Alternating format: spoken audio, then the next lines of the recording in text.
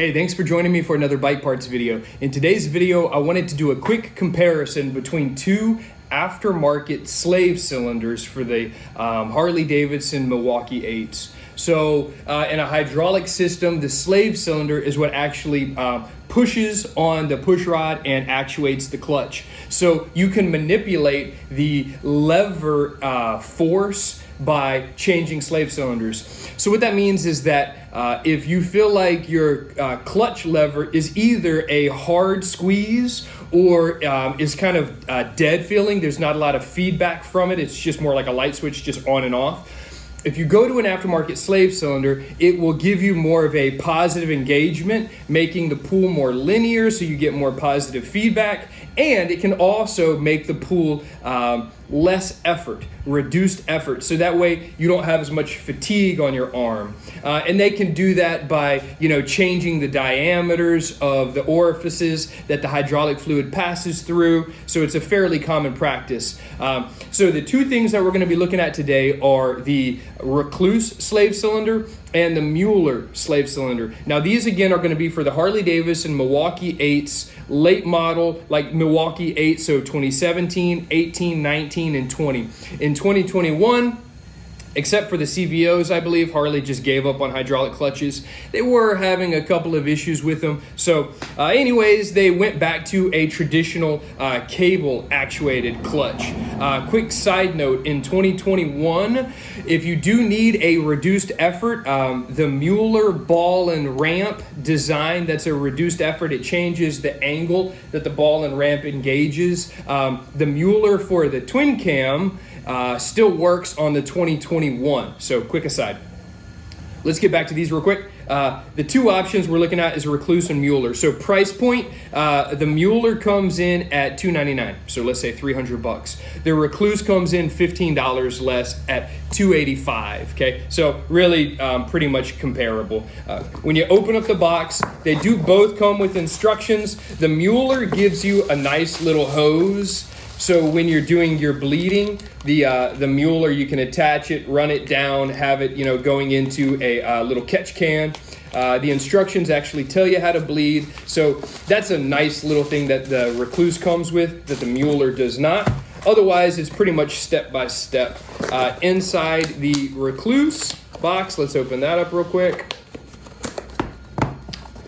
You get comparable stuff. The instructions do come with it. However, you do not get a little drain hose, so, not a big deal. Step-by-step instructions. In the REKLUSE instructions, they do mention needing to manipulate the exhaust to get access, where the MULLER does not mention anything about the exhaust. The spring inside the actual slave cylinder is different between the two. And then the advertised reduced effort effect is different also. The REKLUSE advertises a reduced effort of about 30% on the Milwaukee 8s, where the MULLER advertises a slightly higher reduced effort at about 40 to 45%. So according to the papers, the MULLER should give you a little bit better pull.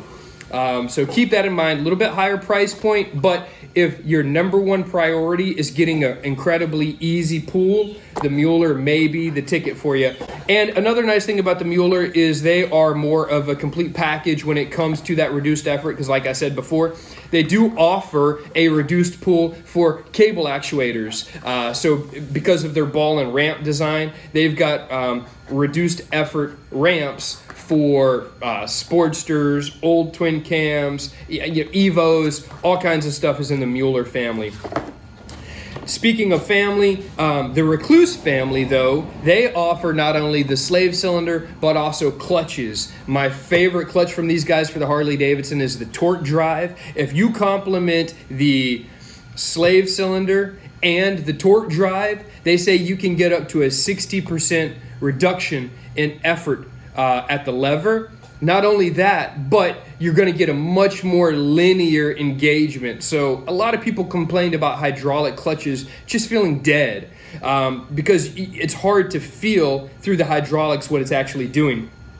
So if you complement the slave cylinder with the torque drive clutch, one unique thing about the torque drive system is, you know, like my old shovel head, right? Back in the day, it was cool if you could add one more fiber plate. And that has pretty much consistently been the trend. You know, let's say there was 8 fibers. Oh, you throw a 9th fiber in, you're doing a good job. Well, REKLUSE changed the game. Their kits on their torque drive, they run 14 fibers. So their fiber plates are incredibly thin, but having all of those friction plates all stacked in, I mean, it just kind of it really makes that pool super linear.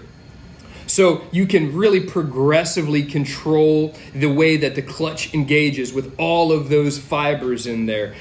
Not only that, but their torque drive system, with the right springs on, say, a Milwaukee 8, it can handle up to 200 foot-pounds of torque, and that's without having to use a lockup clutch. And I'm not a big fan of those centrifugal lockup pressure plates. So which one of these is right for your application?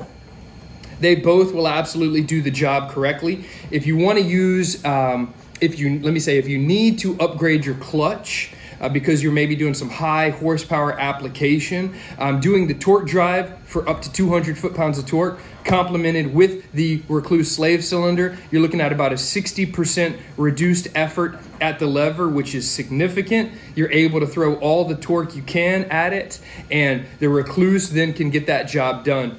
Where if all you're looking for is just to get an easier pool, the MULLER will do that for you. And then if you're working maybe on an older twin cam or a 2021 that's now gone back to the ball and ramp, mechanical versus a hydraulic, the MULLER would probably be a better option for you. So with a $15 price difference, you're not going to go wrong either way. Just, you know, that's kind of the comparison between the two to help you make a better decision on which slave cylinder is right for you. Thank you. Appreciate your time. See you guys next time.